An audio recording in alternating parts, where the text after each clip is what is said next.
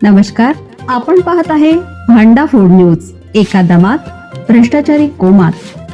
Social media, कर्जबाजारी, गुन्हेगारी, सट्टेबाजी, चोरी, मटका, जुगार, दारू, सावकारशाही, न्यायाच्या प्रतीक्षेत प्रशासन.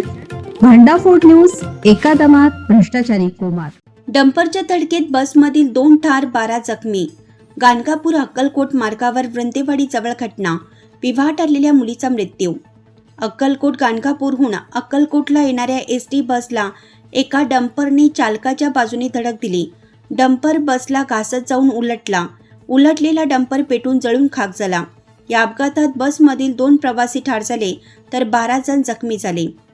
अक्कलकोट गाणगापूर रस्त्यावर वृंदेवाडी तालुका अक्कलकोट येथे हा अपघात सोमवारी दिनांक 4 दुपारी 12:30 वाजण्याच्या सुमारास घडला.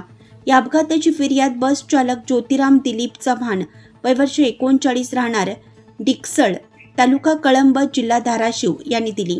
संशयित अजय कुमार अर्जुन यादव, राहणार पद्मा, राज्य झारखंड याच्यावर गुन्हा दाखल करण्यात आला आहे. तो सुद्धा जखमी झाला आहे.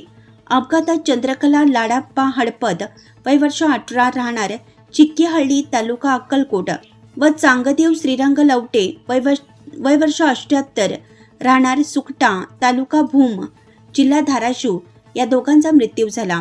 बसमधील जखमी प्रवाशांमध्ये मनोज मधुकर उगले, वय वर्ष 31, राहणार वाशिम, शिवानंद चंद्रकांत बजे, वय वर्ष 40, राहणार सदलापूर, तालुका अक्कलकोट, लाडाप्पा मल्लाप्पा हडपद, वय वर्ष 39, राहणार चिक्कीहळ्ळी, अमिना इब्राहिम साब ओतिहाळ, वय वर्ष 50, राहणार माशाळ, विठ्ठल मनोज उगले, वय वर्ष 4, राहणार वाशिम, गजानन पंडित कोलंदरे, वय वर्ष 16, राहणार वाशिम, निकिता पंडित कोलंदरे, वय वर्ष 18, राहणार वाशिम, प्रियांका लाडाप्पा हडपद, वय वर्ष 11, चिक्कीहळ्ळी, महादेवी शिवशरण नागनसुरे, वय वर्ष 50, राहणार निंगदळी, कृतिका शिवानंद बजे, वय वर्ष 5, सुखदेवी चंद्रकांत बजे, वय वर्ष 70, निर्मला शिवानंद बजे, वय वर्ष 27, तिघे राहणार सदलापूर, तालुका अक्कलकोट यांचा समावेश आहे.